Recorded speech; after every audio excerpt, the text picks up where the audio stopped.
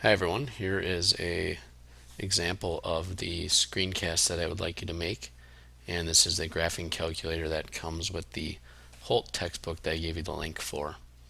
So first I'm going to make a quadratic function. I'm going to graph a quadratic function that has two real zeros, two real roots.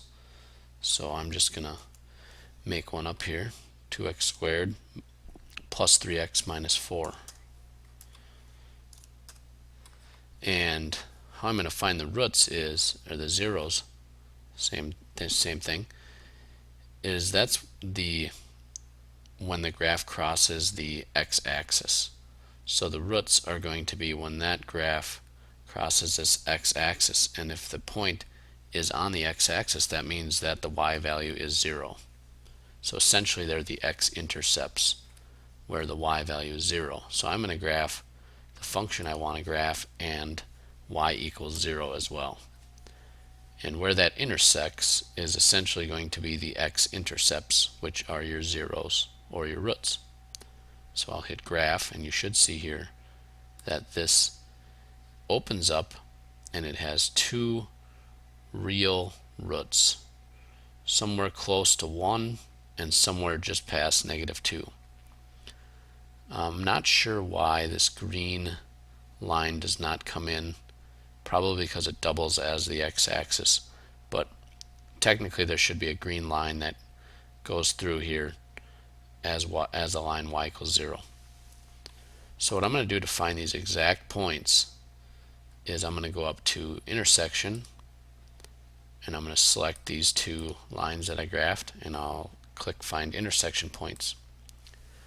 And so there's my two values represented as a decimal. So this would be another way you could solve a quadratic equation, except for using the quadratic formula. Besides using the quadratic formula, it's just that you wouldn't get your answers in radical terms, which means there's not a square root like plus or minus the square root of 7 or something like that. So they'd be in decimal form. So there's one that has two roots. Let's go back and make one that would have only one root. So I'm going to change my quadratic function, and I'm going to use the function y equals 4x squared.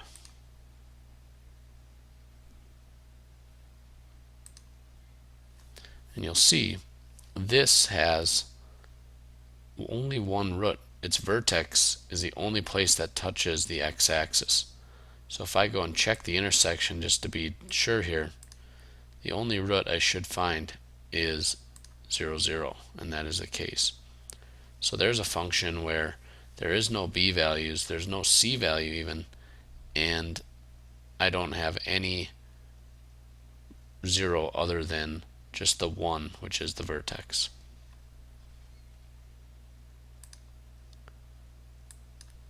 Let's go back and make a function that has no real roots. So let's try x squared plus 2x plus 3.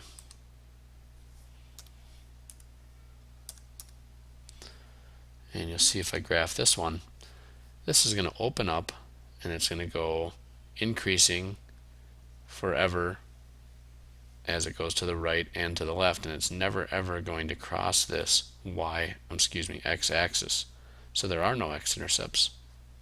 So therefore, when I go to check the intersection, it's going to say no intersections.